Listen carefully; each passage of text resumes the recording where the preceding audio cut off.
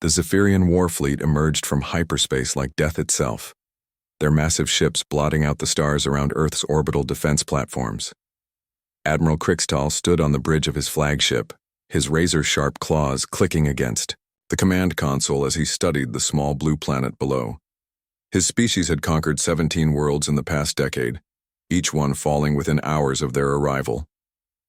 "Such a pathetic little world," he growled, his voice carrying the natural menace that had made the Zephyrians the most feared predators in known space. Standing 8 feet tall with muscular frames covered in metallic scales, they possessed strength that could crush steel, and reflexes faster than most species could even perceive.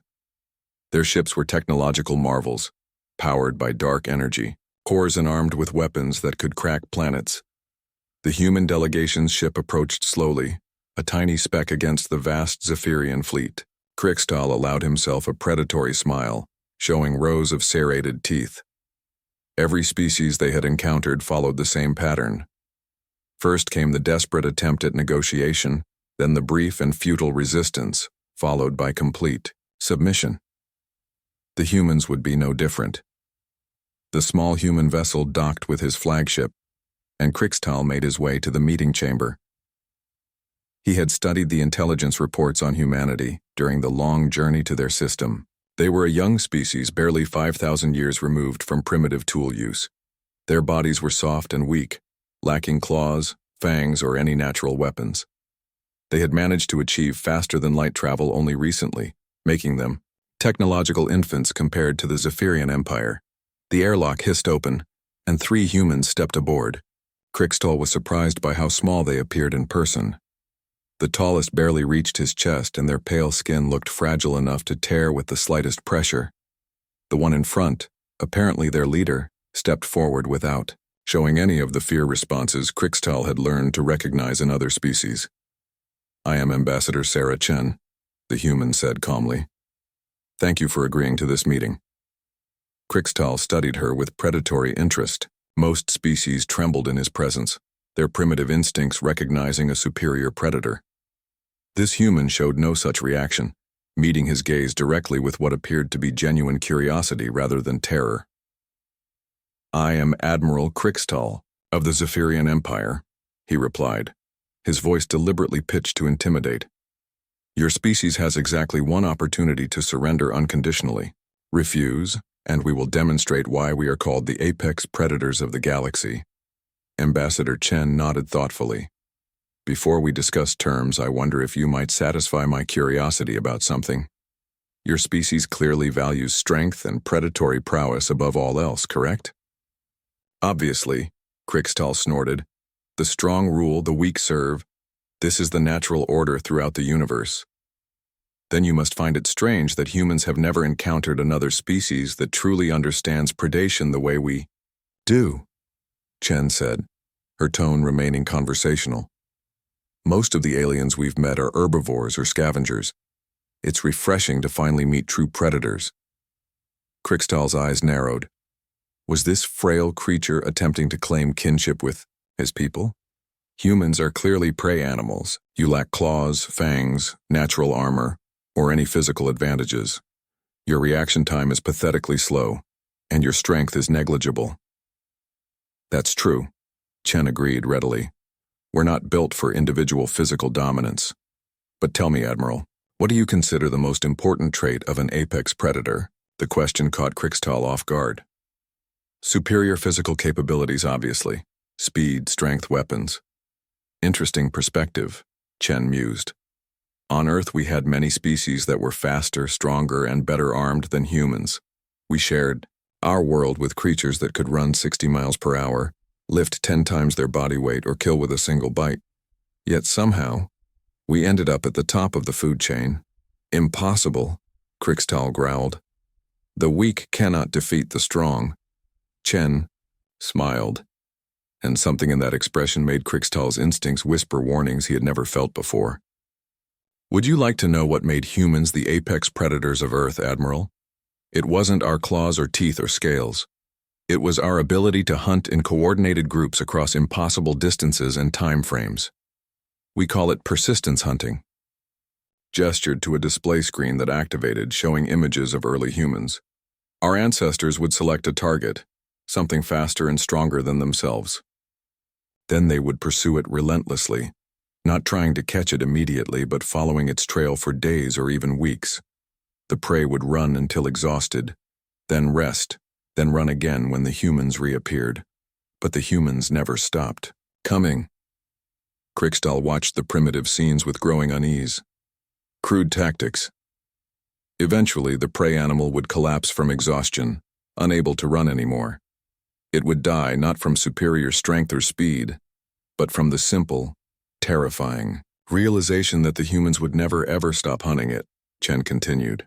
We were the monsters that appeared in other species' nightmares, the slow, weak creatures that could not be escaped or reasoned with. The ambassador paused, letting her words sink in. We've been monitoring your empire's expansion, Admiral. 17 worlds conquered in 10 years. Impressive. But I wonder if you've noticed the pattern in how quickly each conquest was completed. Krikstal's claws extended involuntarily. What pattern? Each world fell faster than the last, Chen observed. Your first conquest took 3 months. Your most recent took only 6 hours. You've become accustomed to immediate victory through overwhelming force. Your entire military doctrine is built on the assumption that superior physical power guarantees success. Because it does, Krikstal snarled, but doubt crept into his voice. Chen shook her head slowly. Physical power is just one tool, Admiral, and like all tools, it has limitations. Your species has forgotten the most important lesson of predation. The hunt doesn't end when you make contact with your prey. It ends when your prey stops breathing. She activated another display showing tactical readouts that made Krikstal's blood run cold. Human settlements throughout their solar system, each one heavily fortified and connected by communication networks. Massive industrial complexes that had been built not for commerce but for war production. Most disturbing of all, detailed intelligence files on Zephyrian technology, tactics, and military capabilities. How long have you been preparing for this encounter? Krikstal demanded. We detected your empire's existence 47 years ago, Chen replied matter-of-factly. We've been watching you ever since, learning everything about your species, your technology, your psychology. We know your ship's weaknesses, your command structure, even your mating rituals. The Zephyrian admiral took an involuntary step backward. You've been stalking us. Chen's smile widened, revealing surprisingly white teeth. We've been hunting you, Admiral, the same way our ancestors hunted every other predator on Earth. Patiently, persistently, learning everything about our prey before making our move. Your move? Krikstal's voice cracked slightly. Did you really think this meeting was about surrender? Chen asked softly. You came to our system expecting to find frightened prey animals begging for mercy. Instead, you've walked into a carefully prepared trap that's been 47 years in the making. Outside the viewport, Krikstal could see human ships beginning to emerge from behind asteroids and space stations where they had been hidden. Not hundreds, but thousands of vessels, each one positioned with surgical precision to eliminate escape. Routes, this is impossible, he whispered. We are the apex predators, we are the strongest. Ambassador Chen stood up slowly, and suddenly her small frame seemed to loom over the massive Zephyrian warrior. Admiral, you've made a fundamental error. You assumed that being an apex predator meant being the biggest, strongest, or most dangerous creature in the room. She leaned forward and her voice dropped to barely above a whisper. But the true apex predator is the one that survives when all the others are extinct. And humanity has been perfecting the art of extinction for millions of years. The trap closed with mathematical precision. Admiral Krikstal watched from his command bridge as human ships emerged from positions that should have been impossible to reach undetected. They had somehow hidden an entire fleet within his sensor range using technology that his intelligence officers had assured him was centuries beyond human capability. Impossible readings, Admiral, his sensor operator reported, mandibles clicking nervously. The humans have surrounded our entire fleet. Ship count is over 3,000 vessels, many of them using energy signatures we don't recognize. Krikstal's claws scraped against his command throne. Fire on the nearest human ships, Show them what Zephyrian weapons can do. The order transmitted. Through his fleet and dozens of dark energy cannons discharged simultaneously, the beams that had previously cracked moons and vaporized enemy fleets struck human shields and simply dissipated like raindrops on armor plating. Direct hits confirmed, but no damage registered, the weapons officer announced in disbelief. Their defensive systems are absorbing our primary weapons completely. On the main screen, Ambassador Chen's face appeared, transmitted from the human flagship. Behind her, Crixtal could see what looked like a standard human bridge, but the data displays showed information that made his warrior's instincts scream warnings. "I hope you don't mind the demonstration, Admiral," Chen said pleasantly. "We needed to confirm that our adaptive shielding worked against your weapons. 47 years of preparation, remember? We've had plenty of time to develop countermeasures." "How?" Crixtal demanded. "Your species barely achieved interstellar flight 50 years ago." "Actually, that's when we achieved visible interstellar flight," Chen corrected. "We've been building hidden installations throughout this system for over a century. Every asteroid, mining operation, every deep space research station, every seemingly peaceful colony world has been part of our preparation for this day." She gestured, and the display shifted to show the inner solar system. What Crixtal had assumed were natural asteroid fields revealed themselves as carefully constructed defense networks. Mining platforms transformed into weapons emplacements. Even the human homeworld's moon split open to reveal massive shipyard complexes that had been hidden beneath artificial surface layers. "Your intelligence networks are impressive, Admiral, but they suffer from the same limitation that affects all predator species. You expect your prey to react with fear and desperation. You never considered that we might react with patience and planning." Crixtal's tactical display updated with threat assessments that painted his screen solid red. Every Zephyrian ship was targeted by multiple human vessels, with firing solutions calculated down to the microsecond. More disturbing still, the humans had positioned themselves to account for every possible escape vector his fleet might attempt.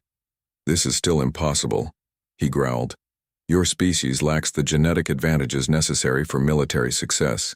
You are weak, slow, and your technology is primitive." Ambassador Chen nodded thoughtfully. "You know, Admiral, you're not the first species to make that observation. We encountered similar attitudes from the Terran sharks, wolves, and saber-toothed cats. They were all convinced that bigger teeth and stronger muscles made them superior predators." "What happened to them?" "They became extinct," Chen replied matter-of-factly.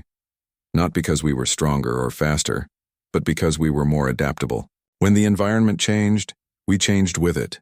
When our prey learned to avoid our hunting methods, we developed new ones. When other predators challenged us, we eliminated the threat."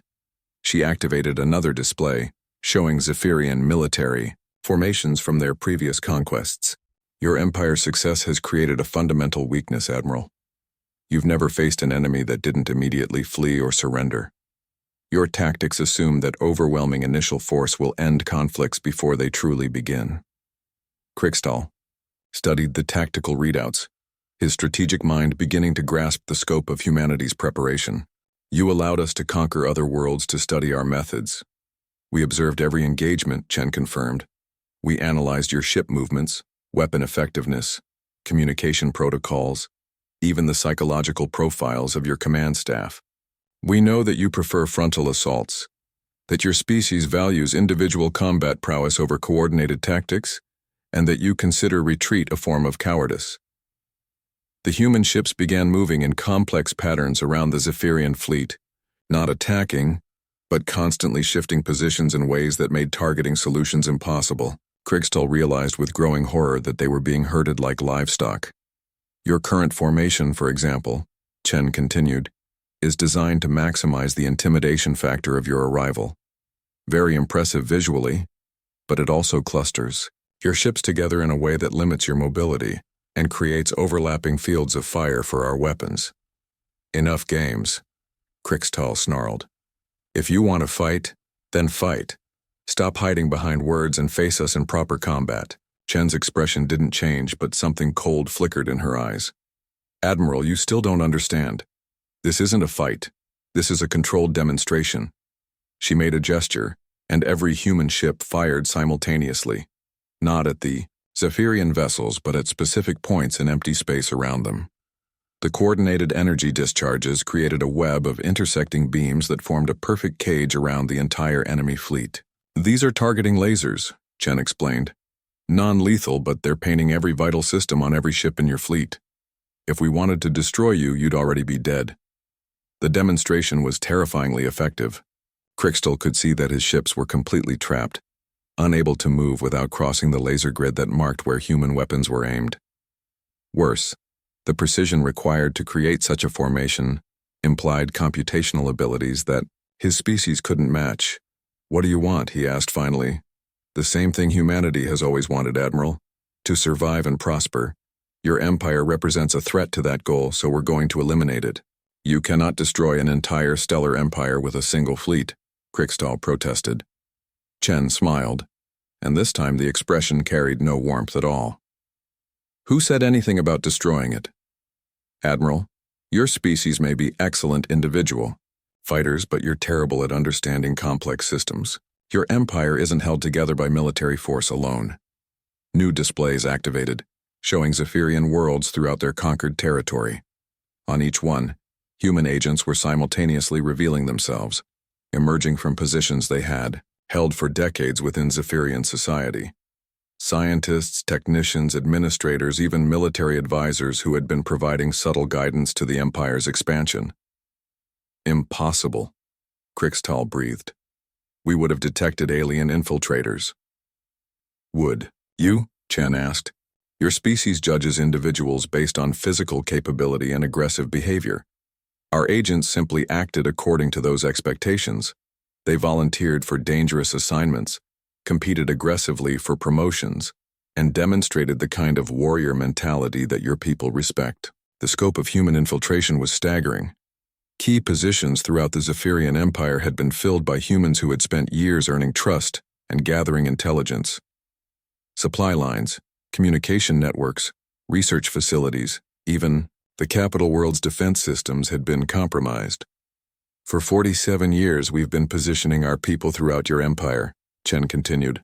"Not to sabotage your operations, but to understand them completely. We needed to know exactly how your civilization functioned before we could take control of it." "Take control?" Krikstal's voice cracked. "Admiral, your empire has been under human management for the past 20 years. Every major strategic decision, every technological advancement, every military campaign has been subtly guided by our embedded agents.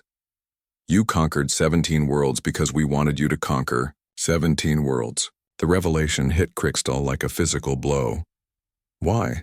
"Because we needed to see what kind of species you really were," Chen replied.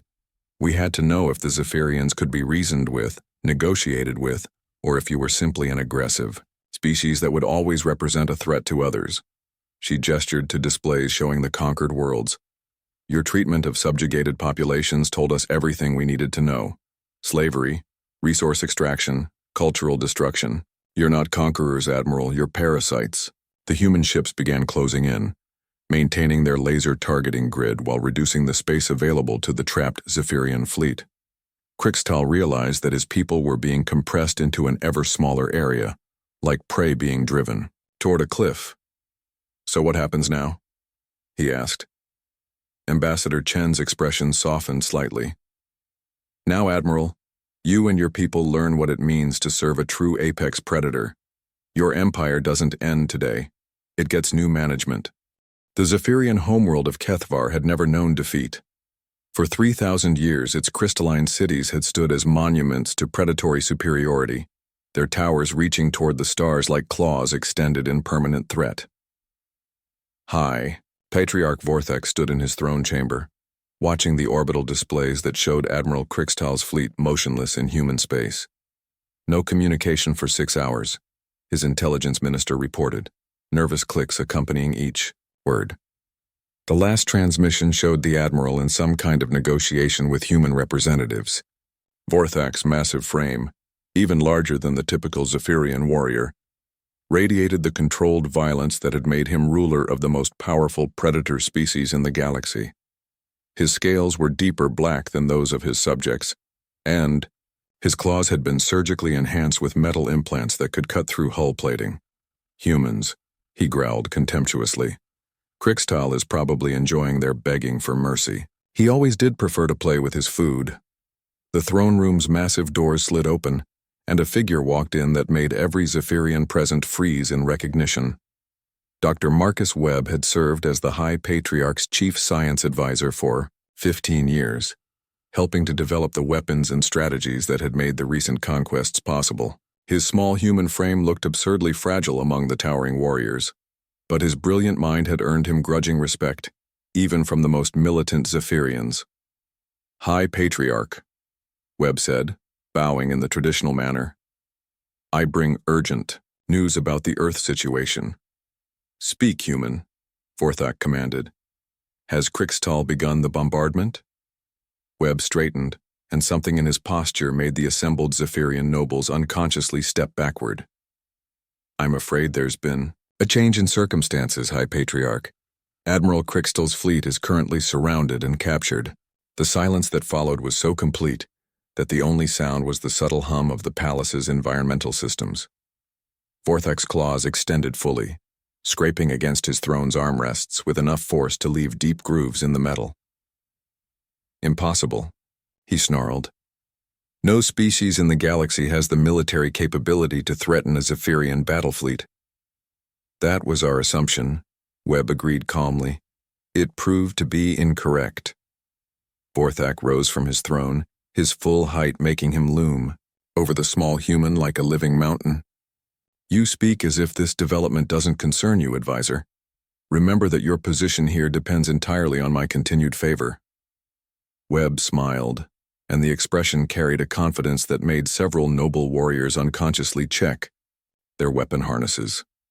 Actually, High Patriarch, I think you'll find that the situation is quite the reverse. Before anyone could react, Webb pressed a small device, and holographic displays materialized throughout the throne room.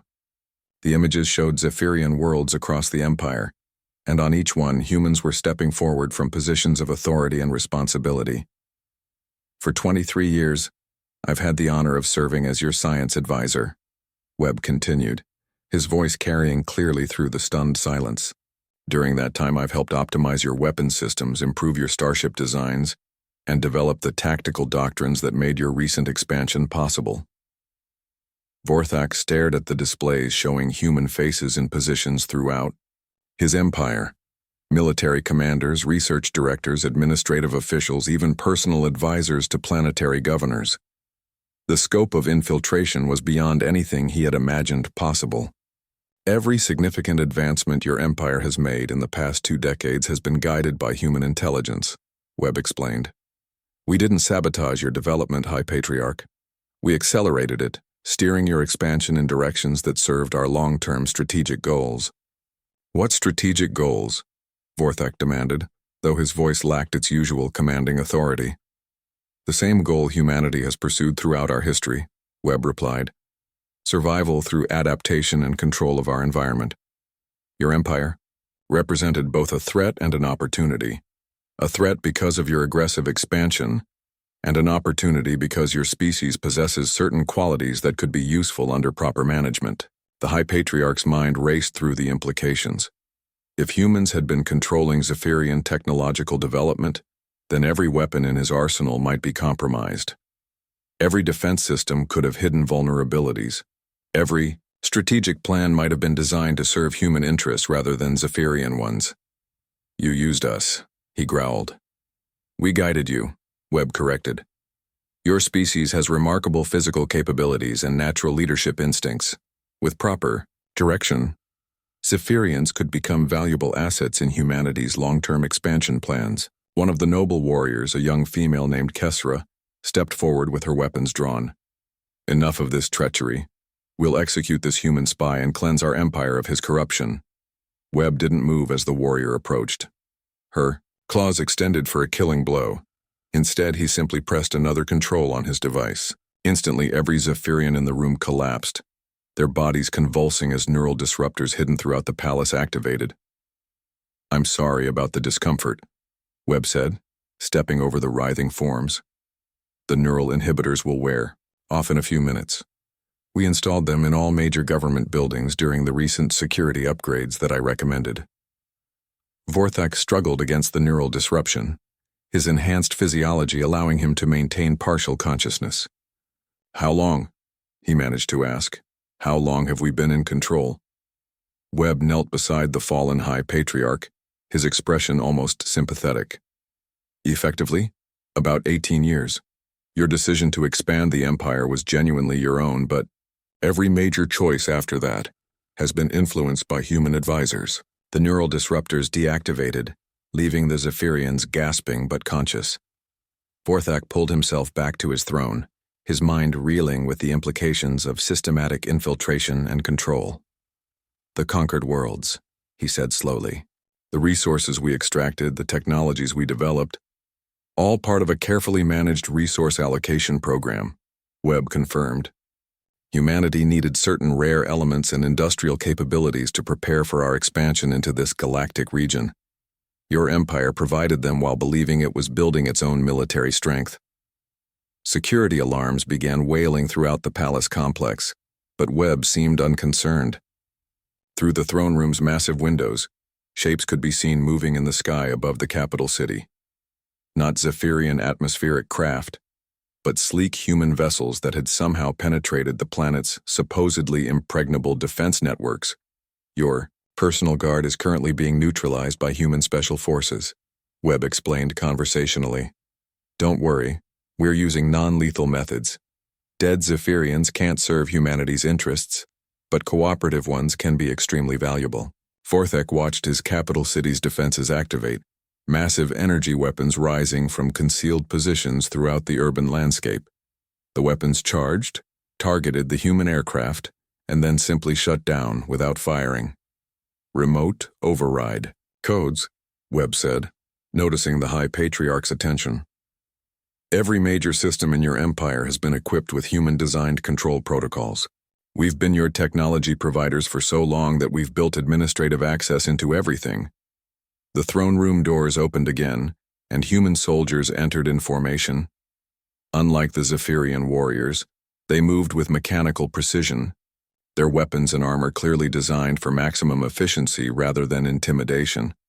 Behind them walked a woman in civilian clothing who carried herself with the quiet authority of someone accustomed to being obeyed. "Director Sarah Chen," Webb said, rising to greet the newcomer. "I trust the fleet situation was resolved successfully?" "Admiral Krikstal and his forces are secure," Chen replied. She studied the assembled Zephyrian nobles with the same clinical interest a researcher might show when examining interesting specimens. "How are our friends here adapting to the new situation?" "Better than expected," Webb reported. "High Patriarch Vorthak has been quite reasonable about accepting reality." Chen approached the throne where Vorthak still sat, her small human frame dwarfed by the massive Zephyrian leader. "High Patriarch, I want you to understand that this transition doesn't have to be traumatic. Your people have valuable skills and capabilities that humanity can put to good use." "You expect us to serve you," Vorthak said, his voice carrying bitter resignation. "I expect you to survive," Chen corrected.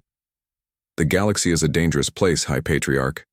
Humanity has learned that survival often depends on building alliances with useful partners. Your species could have a bright future as part of our expansion, but only if you can adapt to new realities." She gestured to the display still showing human agents throughout the Zephyrian Empire. "These transitions are happening simultaneously, on every world in your territory. By tomorrow morning, every Zephyrian world will be under direct human administration.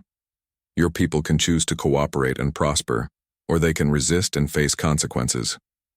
Vorthak looked around his throne room, seeing his nobles and warriors watching him with expressions that mixed fear, anger, and desperate hope that their leader might find a way to reverse this impossible situation. Vorthak looked around his throne room, seeing his nobles and warriors watching him with expressions that mixed fear, anger, and desperate hope that their leader might find a way to reverse this impossible situation. "What kind of cooperation are you expecting?" he asked finally. 6 months after the transition, former Admiral Krikstal stood in what had once been the bridge of his flagship, and was now designated as Human Administrative Vessel Persistence. The ship's layout remained largely unchanged, but the crew stations now displayed information in both Zephyrian and human languages, and every critical system had been equipped with human oversight protocols. Commander Lisa Park, his human counterpart, studied the tactical displays showing the border region between former Zephyrian territory and the expanding hegemony of the Vakthari, a militant collective of insectoid species that had been growing increasingly aggressive toward their neighbors. Intelligence reports indicate they're massing forces for another expansion push, Park said, her voice carrying the calm, professional tone that Krikstal had learned to associate with human military efficiency. 17 battle groups, approximately 4,000 ships total. Krikstal examined the data with the trained eye of someone who had spent decades studying enemy fleet movements. The Vakthari were formidable opponents, their hive-mind coordination and ruthless tactical doctrine-making, them feared throughout this galactic region. They're targeting the Melian colonies, he observed, 3 billion civilians with minimal defensive capabilities. Our intelligence suggests the Vakthari plan to harvest the population for their breeding programs, Park added grimly. Standard hegemony practice when they encounter species they consider suitable for biological integration. The bridge's main screen activated, showing Director Chen's face transmitted from the human command center on former Zephyrian homeworld. Behind, her Krikstal could see both human and Zephyrian personnel working together at monitoring stations. Admiral Krikstal, Commander Park, Chen began, using the title that humans had restored to him as part of what they called operational integration. We have a developing situation that requires immediate attention. The Vakthari offensive, Krikstal confirmed. We've been monitoring their fleet movements. Exactly. The Melian government has requested humanitarian intervention, and we've decided to respond. Your task force will coordinate with human fleet elements to neutralize the hegemony threat. Krikstal felt something he hadn't experienced in months. Genuine surprise. You want us to engage in combat operations? Admiral, your people are warriors, by nature and training, Chen replied. Suppressing those instincts would be wasteful and ultimately counterproductive. We prefer to channel Zephyrian military capabilities toward objectives that serve broader humanitarian goals. Commander Park activated tactical displays showing the combined force structure. Human ships provided advanced sensor networks, electronic, warfare capabilities, and strategic coordination, while Zephyrian vessels contributed heavy firepower and assault capabilities. The integration was more sophisticated than anything Krikstal had seen during his years of independent command. The hegemony fleet is formidable, he pointed out. Even with combined forces, this will be a difficult engagement. Which is why we need experienced Zephyrian tactical leadership, Chen said. Commander Park will handle fleet coordination and logistics, but tactical command during combat operations will be yours, Admiral. The statement hit Krikstal with unexpected emotional impact. For months, he had struggled with his role as what amounted to a supervised subordinate, carrying out human directives with limited autonomy. The offer of genuine command responsibility, even within human strategic constraints, represented something he had thought permanently lost. I understand, he said finally. When do we depart? Immediately. Additional fleet elements are already en route to the rendezvous point. The transmission ended, leaving Krikstal and Park to coordinate the complex process of moving their mixed species task force toward what would inevitably be a massive space battle. As they worked, Krikstal found himself reflecting on the changes that had transformed both his life and his understanding of power in the galaxy. The humans had not simply conquered the Zephyrian Empire, they had rebuilt it as something more effective and purposeful. Zephyrian worlds still maintained their cultural identities and social structures, but now those structures served broader objectives than simple territorial expansion. Industrial facilities that had once produced weapons for conquest now manufactured medical supplies and terraforming equipment for colonization projects. Military forces that had terrorized civilian populations now protected trade routes and responded to humanitarian emergencies. Admiral, Park said, interrupting his thoughts. We're receiving preliminary intelligence on hegemony fleet dispositions. The data suggests they're using modified tactics based on captured Zephyrian strategic doctrine. Krixtal studied the analysis, recognizing patterns from his own military campaigns. They've learned from our previous engagements. These formations are designed to counter traditional Zephyrian assault strategies. But they haven't accounted for human integration protocols, Park observed. They're expecting you to command like an independent Zephyrian force, rather than as part of a coordinated multi-species operation. The insight was tactically significant. The Vakthari had prepared to face the kind of straightforward, overwhelming, force approach that had characterized Zephyrian military operations for centuries. They would not be expecting the subtle, multi-layered strategies that had emerged from human-Zephyrian cooperation. 3 days later, the combined fleet emerged from hyperspace at the edge of the Melian system. The Vakthari were already present, in massive numbers, their distinctive biomechanical ships arranged in the complex geometric patterns that reflected their hive-mind coordination capabilities.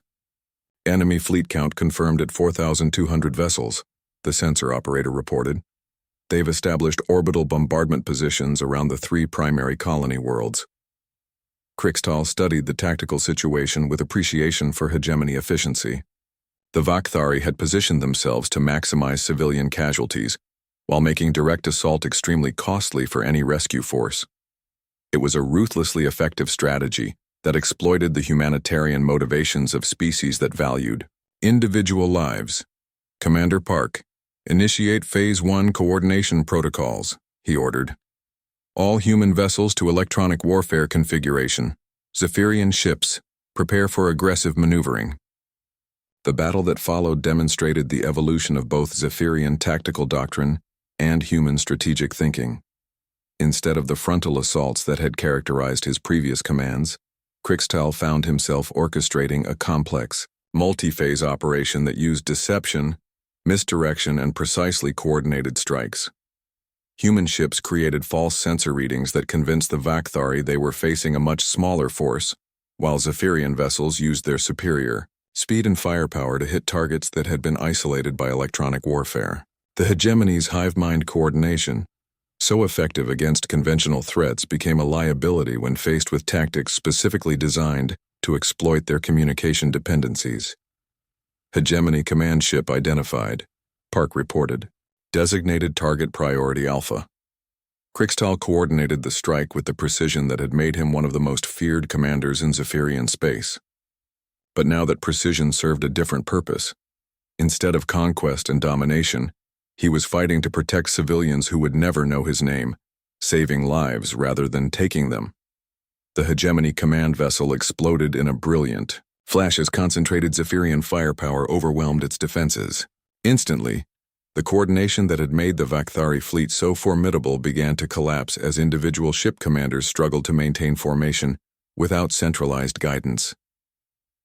All Zephyrian squadrons, execute dispersal attack pattern. 7. Krixtal commanded. Human vessels maintain electronic interference and provide targeting coordination. The battle raged for 6 hours, but the outcome was never truly in doubt once the Hegemony's command structure had been disrupted.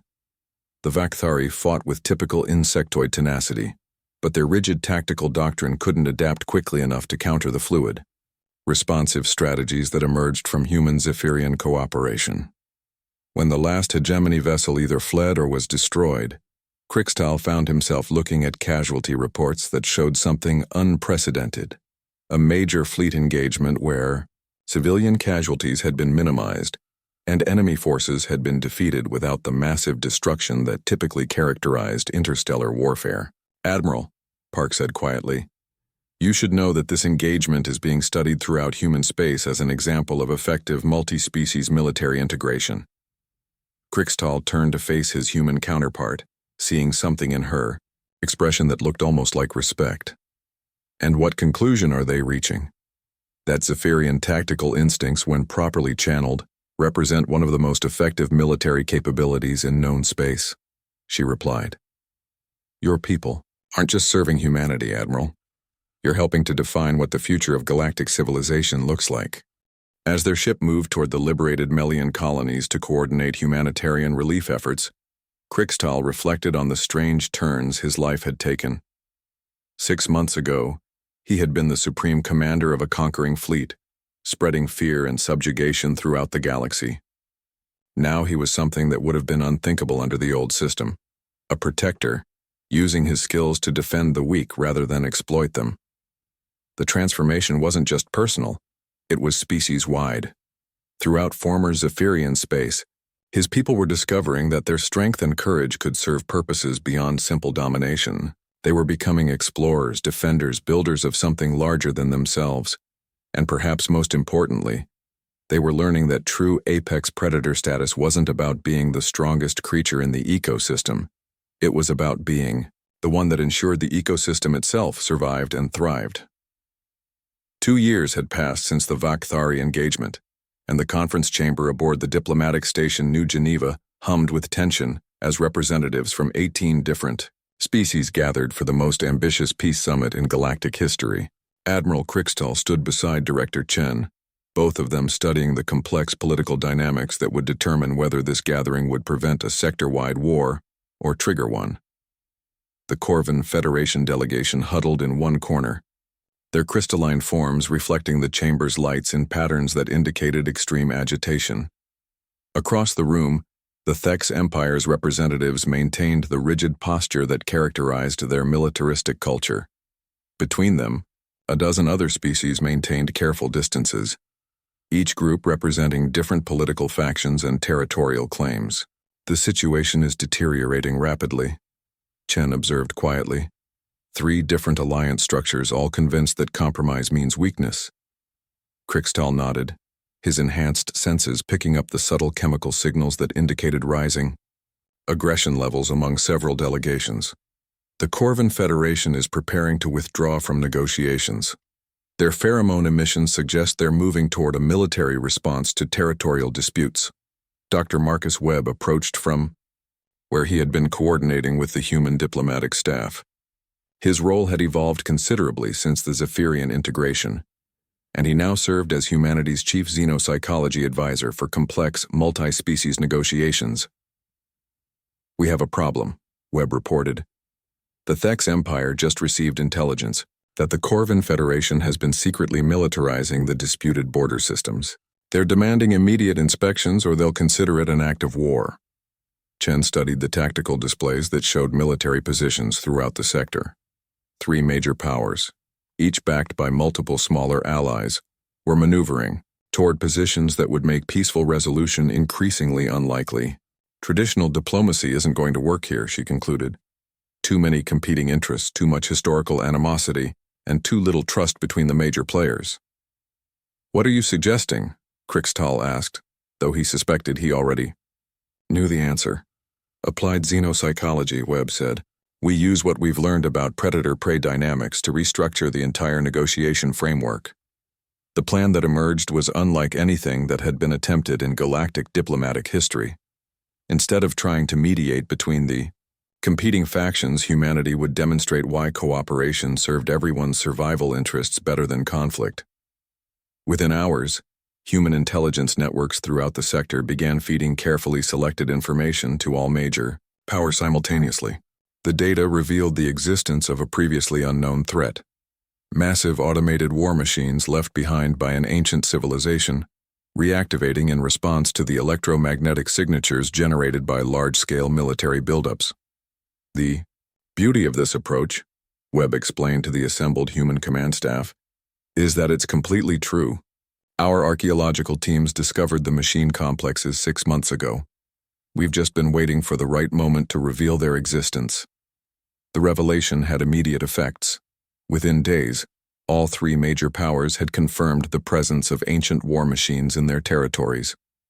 The machines were clearly responding to military activity, with larger fleets triggering more aggressive responses from the automated systems. Admiral Krixtal found himself working with former enemies as the crisis deepened. Corvin Federation. Military commanders who had been preparing to attack Thex positions just days earlier now shared intelligence about machine activity patterns. Thex Empire strategists collaborated with species they had considered inferior to develop coordinated response protocols. "It's remarkable," Commander Park observed during one of the joint planning sessions. Put all these species in a room to negotiate territory and they can't agree on anything. Give them a common external threat, and suddenly they're working together like they've been allies for centuries. The ancient machines proved to be formidable opponents, their technology centuries ahead of anything the current galactic civilizations could field. Individual species fleets, no matter how advanced, were quickly overwhelmed by the coordinated responses of the machine networks. But combined operations, using the integrated command structures that humanity had pioneered with the Zephyrians, proved dramatically more effective. Corvin Federation sensor networks provided early warning systems. Thek's Empire heavy assault vessels delivered concentrated firepower. Smaller species contributed specialized capabilities that filled crucial, tactical niches.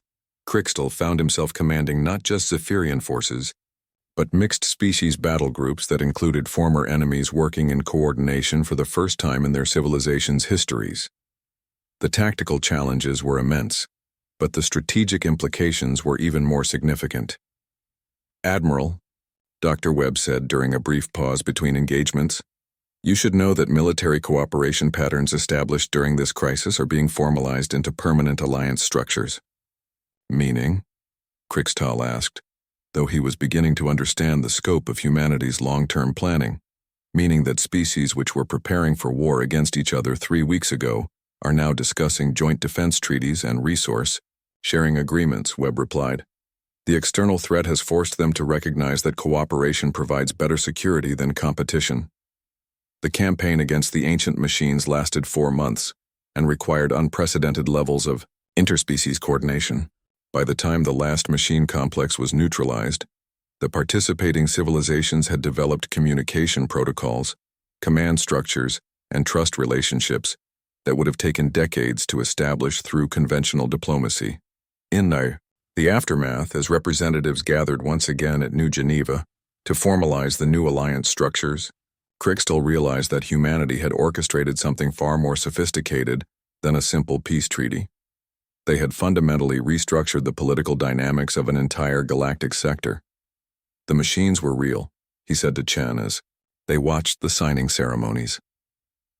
"But you knew about them long before the crisis developed." "We've been monitoring ancient sites throughout this region for over a decade," Chen confirmed. "We knew the machines would eventually reactivate, and we knew that when they did, individual species wouldn't be able to handle them alone. So you waited for the perfect moment to reveal the threat." "We waited for the moment when revelation would produce maximum cooperation between potential enemies," Chen corrected. "The machines would have been a problem regardless, but handled correctly, they became a solution to much larger problems." Crixtal watched as former enemies signed mutual defense pacts and resource-sharing agreements. The Corvin Federation and Thek's Empire, who had been hours away from open warfare just months earlier, were now discussing joint research projects and coordinated expansion policies. "How many other sectors are you managing this way?" he asked. Chen smiled, the expression carrying the confidence of someone who thought in terms of galactic rather than planetary timescales. "Admiral, humanity learned long ago that the most effective way to eliminate threats is to turn them into allies. We're simply applying that lesson on a larger scale." The New Geneva Accords, as they came to be known, established the first multi-species, cooperative framework that spanned an entire galactic sector. Trade agreements, defense treaties, research-sharing protocols, and conflict resolution mechanisms created a web of interdependence that made warfare between member species economically and strategically counterproductive. And at the center of it all, humanity continued to play the role it had mastered, the apex predator that ensured the survival and prosperity of the entire ecosystem. 5 years after the New Geneva Accords, Admiral Crixtal stood on the observation deck of the research station Deep Horizon, watching as teams of scientists from 17 different species worked together to unlock the mysteries of an ancient, alien artifact. The discovery had been made in the Outer Rim territories far beyond the borders of known civilization, and its implications were staggering enough to bring together the greatest minds from across the Alliance. Dr. Sarah Chen, now Director of Interspecies Research Coordination, approached with a datapad containing the latest analysis reports. Her role had evolved as humanity's influence spread, transforming from crisis management to long-term civilization planning. The artifact is definitely a communication device, she reported. But the technology is so advanced that it makes our best systems look like stone tools. We're talking about instantaneous communication across galactic distances, possibly even between galaxies. Krixtal studied the massive structure visible through the deck's transparent aluminum windows. The artifact was clearly artificial, but its creators had used construction methods that no current species could duplicate. Smooth curves of unknown materials seemed to bend space itself, creating geometric patterns that hurt to look at directly. "Any indication of who built it?" he asked. "That's where things get interesting," Chen replied, activating a holographic display that showed the artifact's internal structure. The construction techniques suggest a species that thought about engineering problems in ways completely different from any known civilization, but there are elements that seem almost familiar. She highlighted specific sections of the internal mechanisms. These subsystems use principles that are similar to human technological approaches, but taken to extremes. We haven't imagined. It's as if someone took human engineering concepts and developed them across millions of years of advancement. The implications were disturbing enough that Krixtal felt his predatory instincts activate for the first time in years. "You think this was built by an advanced human civilization?" "Not exactly," Chen said carefully, "but possibly by a civilization that learned from humans, or developed along parallel evolutionary paths. The mathematical frameworks underlying the technology are recognizably human in their basic approach." Dr. Webb joined them, carrying additional reports from the xenoarchaeology teams. "We've found similar artifacts on 6 different worlds in this region," he announced. "All of them are positioned at strategic points that would provide optimal coverage for a galactic communication network." Network built by whom?" Krixtal demanded. "That's what we're trying to determine," Webb replied. "But Admiral, there's something else you need to know. We've detected signals being transmitted through the network. Recent signals." The observation deck fell silent as the implications sank in. If the artifacts were active, and if they represented technology beyond anything current civilizations could create, then somewhere in the galaxy there was a species or civilization with capabilities that made even humanity's achievements look primitive. Chen activated a new display showing signal analysis data. "The transmissions are highly encrypted, but we've managed to decode fragments. They appear to be tactical and strategic communications between different sectors of this galactic region. Someone is using the network to coordinate activities across vast distances," Webb added. "Activities that seem to involve monitoring and managing the development of younger civilizations." Krixtal felt a chill that had nothing to do with the station's environmental systems. "Managed development, like what humanity has been doing with the Alliance species."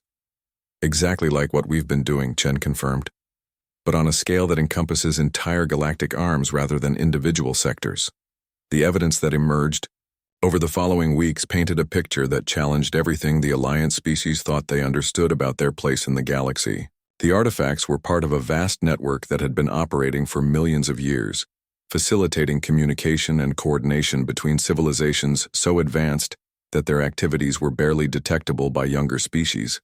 More disturbing still, analysis of the network's data flows suggested that the Alliance itself, along with humanity's role in managing interspecies relations, was being monitored and evaluated by entities whose motivations and capabilities remained completely unknown.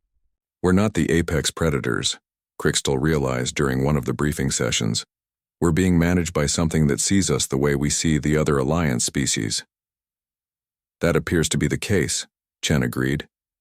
"But Admiral, that's not necessarily a negative development." She activated displays showing the remarkable progress that had been made throughout the Alliance territories. Wars had become virtually extinct.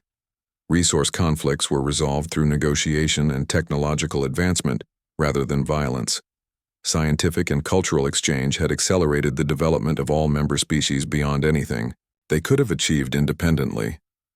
"If we're being managed," she continued, "then our managers appear to be interested in our continued prosperity and development, rather than our exploitation or destruction." Webb pulled up historical data showing civilization development patterns across thousands of years.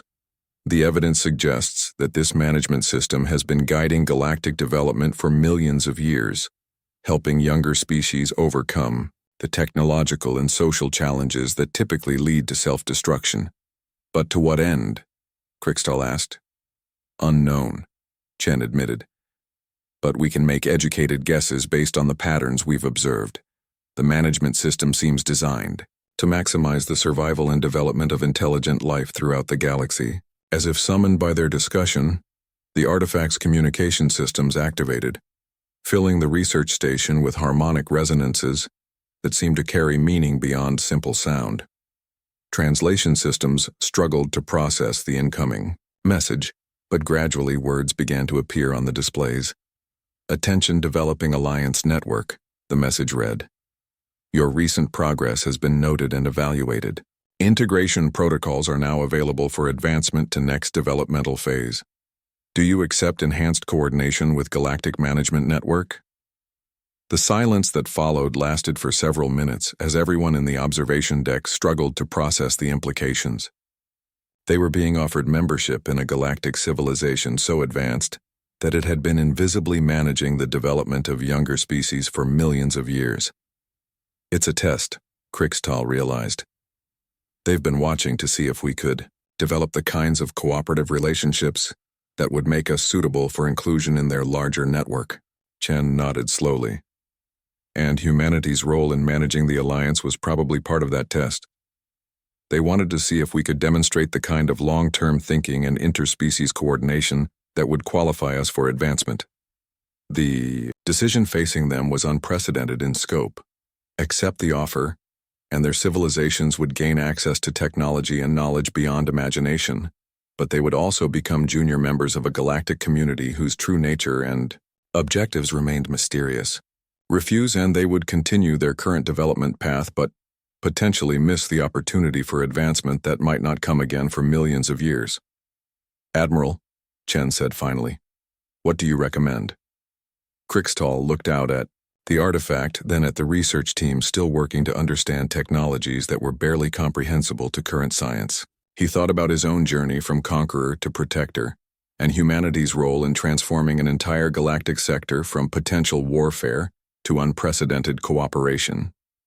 We accept, he said, but we maintain the same principles that have guided us this far. We use whatever advantages we gain to ensure the survival and prosperity of all Alliance members. Chen smiled, the expression carrying the confidence that had characterized human leadership throughout the Alliance period. I was hoping you'd say that, Admiral. As she prepared to transmit humanity's acceptance of the Galactic Management Network's offer, Krikstal reflected on the strange turns that had brought him to this moment. He had begun as a predator seeking conquest and dominance, believing that strength meant imposing his will on others. Now he understood that true apex predator status meant something completely different. It meant ensuring that the entire ecosystem thrived, protecting and nurturing the development of all species within it, and accepting guidance from those wise enough to think beyond immediate survival toward the long-term flourishing of intelligence throughout the universe. The transmission went out, carrying with it the hopes and dreams of 17 different species ready to take their next step into a galaxy far more complex and wonderful than they had ever imagined. And somewhere in the vast network that connected civilizations across millions of light years, ancient minds noted another successful integration and began planning for the challenges and opportunities that lay ahead.